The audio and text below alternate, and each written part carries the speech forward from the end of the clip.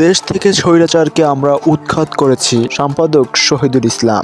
দর্শক শুনছিলেন শিরোনাম, এবার বিস্তারিত। আপনি যদি আমার চ্যানেল নতুন হয়ে থাকেন চ্যানেলটি সাবস্ক্রাইব করে রাখুন। কেন্দ্রীয় কৃষক দলের সাধারণ সম্পাদক শহীদুল ইসলাম বাবুল বলেছেন, আমরা 5 আগস্ট স্বৈরাচার শেখ হাসিনাকে বাংলাদেশ থেকে উৎখাত করেছি, কিন্তু ষড়যন্ত্র থেমে নেই। এখনো সেই ফ্যাসিস্ট সরকার ভারতের উস্কানিতে বাংলাদেশে ঘোলা পানিতে মাছ শিকার করতে চায়।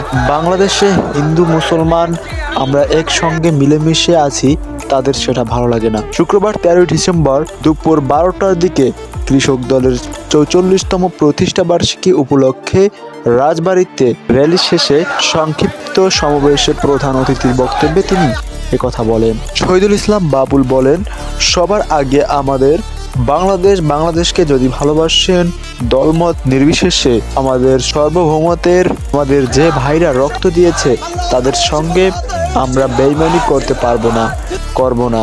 শেখ হাসিনা ও তার প্রাক্তনরা যে যেখান থেকে আছেন এবং আপনাদের প্রভু যারা রয়েছেন, স্পষ্ট ভাষায় বলে গেলাম, হুমকি দিয়ে কাজ হবে না। আমরা বন্ধুত্ব চাই, আমরা কারো প্রভুত্ব মানব না। তিনি বলেন, রাজবাড়ীতে দলের মধ্যে অনেক গ্রুপিং, অনেক দ্বন্দ্ব, কিন্তু রাজবাড়ীতে কৃষক দলের মধ্যে কোনো গ্রুপিং নেই। আমাদের জাতীয়তাবাদী কৃষক দলে কোনো গ্রুপিং নেই।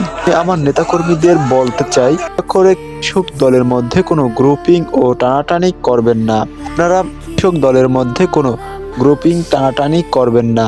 আপনারা কৃষক দলকে বিভক্ত করার চেষ্টা করবেন না। কৃষক দলের দায়িত্ব যখন তারেক রহমান কৃষিবিদহীন ও আমার হাতে দিয়েছেন, তখন বাংলাদেশের কৃষি ও কৃষক নিয়ে স্বপ্নের কথা তিনি আমাদের বলেছেন।